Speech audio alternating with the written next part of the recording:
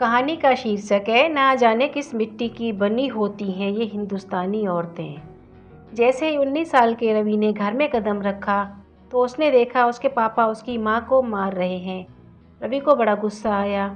उसने पीछे से पापा को खींचा और एक जोरदार धक्का दिया जिससे उसके पापा दूर जाकर गिरे। उसके पापा ने बहुत शराब पी रखी थी। फिर वह उठकर लड़खड़ाते हुए रवि के पास आए और 2 थप्पड़ रवि की गाल पर जड़ दिए। रवि की माँ जानकी दौड़ते हुए बीच में आई और हाथ जोड़कर बोली, आप उसको माफ़ कर दो, यह बच्चा है। जितना भी मारना है मुझे मार लो, इसको मत मारो। रवि ने जब माँ को हाथ जोड़ते हुए देखा तो वह गुस्सा होकर अपने कमरे में चला गया और अंदर से दरवाज़ा बंद कर दिया। जानकी ने सोचा जब गुस्सा ठंडा होगा तो अपने आप बाहर आ जाएगा और वह पति को संभालने लगी कि कहीं नशे की हालत में गिर ना जाए और उनको चोट न लग जाए। सुबह जब उठा तो रवि माँ से बोला, मम्मी जल्दी से मुझे नाश्ता दो, मैं सुमित्रा मौसी के घर जा रहा हूँ। और नाश्ता करके वह निकल गया। जब वहाँ से लौटा तो उसका चेहरा तमतमाया हुआ था। उसकी माँ जानकी ने जब उससे पूछा क्या हुआ तो वह उल्टा माँ पर ही गुस्सा हो गया। रहने दो माँ, जिस आदमी ने मार मार कर तुम पर डंडे बाई पर और न जाने क्या क्या तोड़ दिया हो, तुम फिर भी उसी की सेवा में दिन रात लगी रहती हो। अरे जब देखो जब उनकी सास उन पर चढ़ी रहती है। आज भी खरी खोटी सुना रही थी, इतना रो रही थी मौसी। मैंने कहा तुम कुछ बोलती क्यों नहीं, तो उल्टा मुझे ही बोली, रहने दे बेटा, ये मेरी सास है, माँ जैसी है, बोल दिया तो कोई बात नहीं। तुम्हारे मौसा जी के बाद मेरे सिवा दुनिया में इनका कोई नहीं। ये कोई बात हुई? अगर मौसा जी इस दुनिया में नहीं रहे तो इसमें क्या मौसी का कसूर है? उनकी सास हमेशा ताने देती है कि तू मेरे बेटे को खा गई। अरे मौसी कैसे अपने पति को खा सकती हैं? ना क्यों सहती हो तुम औरतें? तुम्हें कितनी बार कहा माँ, मैं बड़ा हो गया हूँ, अब हम दोनों घर छोड़ देते हैं, लेकिन तुम मेरी सुनती ही नहीं। अच्छा अच्छा ठीक है, पहले तो मामा के पास दुबई जाओ, वहाँ पर अपना काम सेट करो, फिर मुझे बुला लेना। तो ये वादा रहा, रवि ने माँ से कहा। फिर उसकी माँ ने भी उसकी हाँ में हाँ मिला दी और रवि दुबई निकल गया।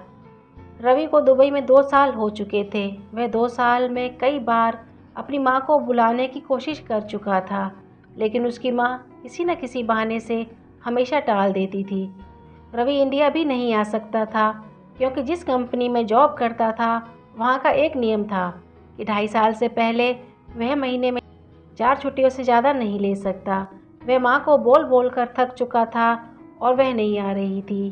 तब उसने गुस्से में आकर माँ को फ़ोन करना ही छोड़ दिया और करीब 6 महीने तक उसने माँ को फ़ोन नहीं किया और ना ही उसकी माँ का कोई फ़ोन आया।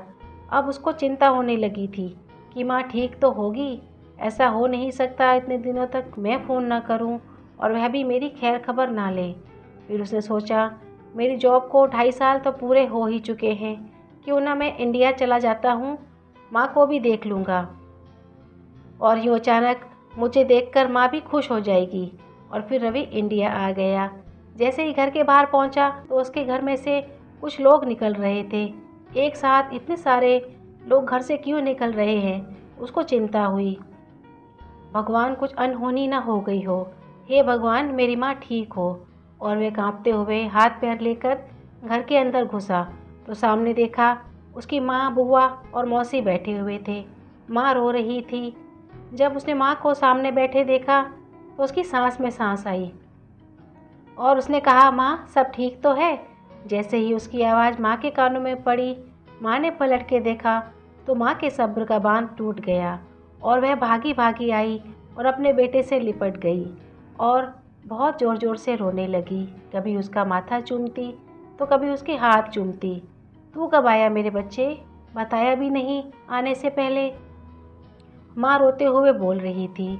माँ बेटे करीब 5 मिनट तक ऐसे ही रोते रहे। फिर उसको पता चला कि पापा 2.5 साल से पैरालाइज थे और आज उनका निधन हो गया था, इसलिए माँ दुबई नहीं आ पा रही थी पापा को इस हालत में छोड़कर। इसलिए रवि को भी नहीं बता रही थी कि कहीं वह जॉब छोड़कर बीच में ही ना आ जाए। पापा की 13वीं हो चुकी थी और सब लोग अपने अपने घर जा चुके थे। बुआ को अपने घर जाना था बुआ ने रवि को बोला, रवि मुझे घर छोड़ा। रवि ने कहा, रात बहुत हो गई है, आज यहीं रुक जाओ बुआ, मैं कल सुबह तुम्हें छोड़ आऊँगा। तो वह बीच में ही बोली, नहीं नहीं बेटा, मुझे अभी जाना होगा। तुझे पता है कल तेरे भैया भाभी जॉब पर जाएंगे, तो मुझे टिफ़िन तैयार करना पड़ेगा। फिर उनका बच्चा भी छोटा है, वह भी उनको तंग करता है। मौसी, बुआ और माँ तीनों एक ही सोफे पर बैठे हुए थे। मौसी रात को रुकने को तैयार थी, लेकिन बुआ जाना चाहती थी। रवि को बहुत गुस्सा आ रहा था। बुआ, क्या तुम नौकरानी हो जो तुम नहीं जाओगी तो उनके घर का काम नहीं होगा? इतना क्यों डरती हो बेटे बहू से? वह तुम्हारा घर है ना कि उनका। नहीं रवि बेटा, तू कुछ नहीं समझता, तू अभी बच्चा है, मुझे जाने दे।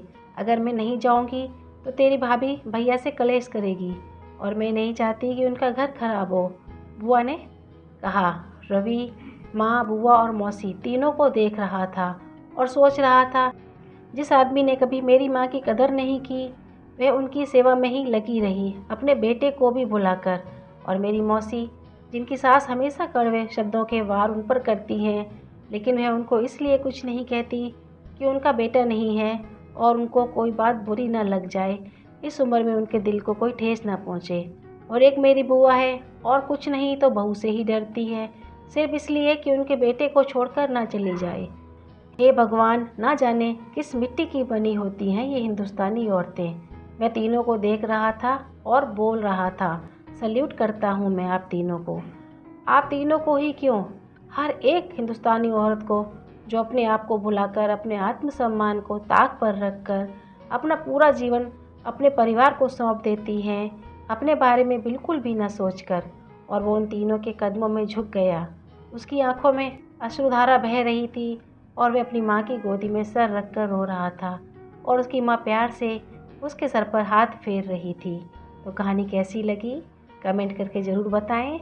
एक लाइक और सब्सक्राइब तो बनता है। धन्यवाद।